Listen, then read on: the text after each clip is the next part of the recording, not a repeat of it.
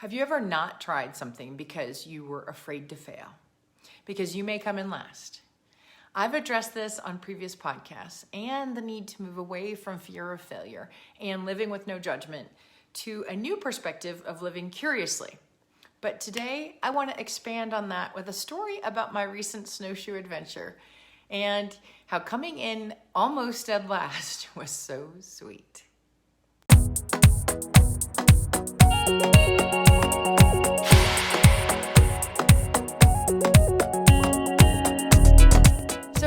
Most of my adult life before age 45 living in warm climates, never partaking in something outdoorsy or mountainous.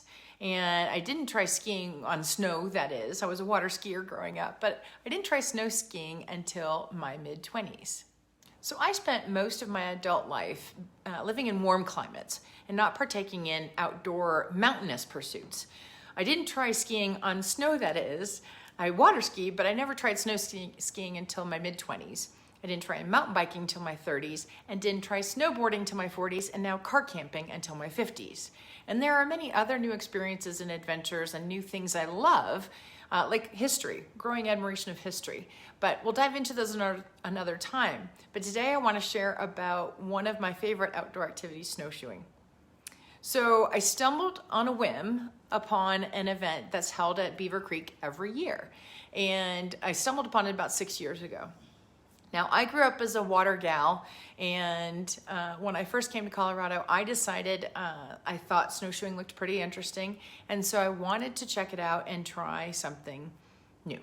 But when I stumbled upon the Beaver Creek Snowshoe series, I thought, well, there's a fun way to see with others and learn a little bit more about it. So I started at this activity 5 or 6 years ago with a friend, and found I really enjoyed it. It was a great workout, or it is a great workout, and it's a lot of fun, and it's just very different, right? I don't want to run on a treadmill indoors if I have to, and when I can run outside or walk fast, because that's actually more of what it is, walking fast out on a ski resort in the Colorado mountains. Absolutely stunning.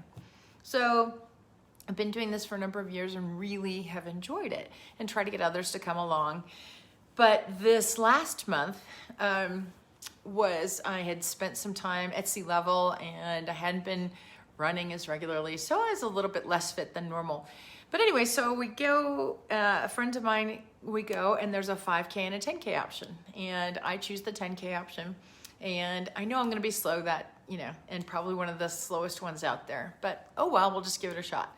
So I'm trekking along, I'm feeling good, and it's just gorgeous. It's sunny, it's calm, and so it's just beautiful, right? So I get to about mile 4 in a smidgen, and the trail comes back and it splits, and you have to follow the little orange flags. Well, the trail went out and did a loop and came back. So when I come back, and though I'm at this trail, like this intersection, a T intersection, there are flags to the left of me and flags to the right of me. So I don't remember which way to go. So I go one direction, I'm like, that's not right. I turn back around and go the other direction. That's not right. Now, before you get nervous about me wandering aimlessly in some, isolated forest, this is at a ski resort. So there are people all around. It's not like I'm in any danger, but it's clear I'm lost and I'm not on the path I'm supposed to be. So I stop and ask people, do you know where the such and such village is? Because I got to get back over there. So I'm losing time, and not, again, that I thought I was going to be competitive, but it was just a matter of, there's somebody waiting. There are event people waiting for me to come in. So I ended up texting because I knew someone else probably was already finished. So I texted and said, I'm lost on the course, trying to find my way back, LOL. So I start meandering, and I get to a point now where I'm really not sure. And I'm thinking I'm just gonna have to take the snowshoes off and kind of hitchhike down the road or walk along the paved, roadway. And a gal comes up who's also in the event. So my little angel pops in just at this moment, and she knows the way back. So together we get back, the last mile, kind of run walking, and we get back.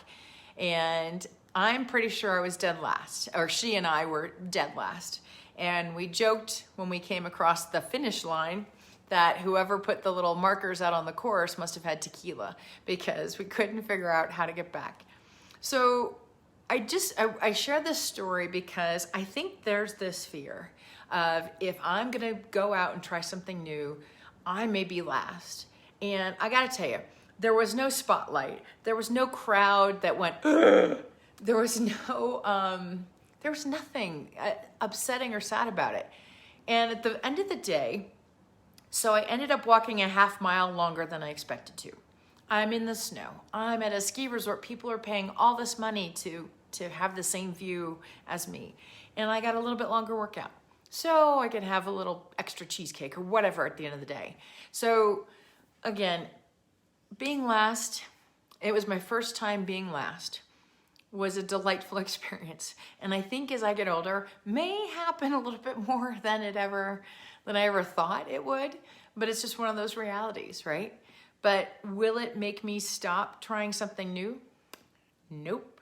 Will I sign up and smile as I might still be the oldest one at the starting line or in the class or in the lesson? Yep, I'll have a big old smile on my face because I really don't care. You're on this planet to have fun. And yes, we've got to make a living. And yes, we're raising our families and all these other obligations.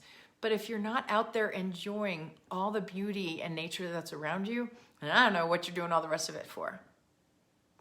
So before you get concerned about coming in last for something or failing at something, right? If you've ever seen my artwork, like I love photography, but if you've ever seen me draw or sketch something, yeah, that's not my forte. But what the heck, I'll keep trying it anyways, right? Because I don't have a fear of failing, and neither should you. So I do have to share that I did eventually buy some snowshoes. I bought them first off Craigslist for 25 bucks. Perfectly old used pair, it worked great. But if you're new to it, rent them. You can rent them from like an REI or an outdoor shop, or call the ski resort if you're not a skier, right? Call the resort ahead and ask them where you can rent the gear. Now, if you decide to go on a place that's not at a resort, there are Nordic centers. You can look these up. There are places that you can go that are lots of people around. And so I recommend you try that, of course, and don't hike out in the woods your first time. You're going to have a beautiful experience. The sights, the sounds, the experience of it all. And it doesn't matter if you love it or hate it, right? You may decide that it's not your thing, but at least you gave it a try. So I just encourage you to get out there and try something new, because every time we do, we're building new neural pathways in our brain, which is really good for cognitive and brain health. And every time you're getting after something you love, again, your soul is rejuvenated and your heart is a little lighter, and it just makes everything a little bit better. So don't worry about where you're going to finish. Don't worry about failing something new, and just get out there and keep trying. And remember, your best first last may still be ahead of you.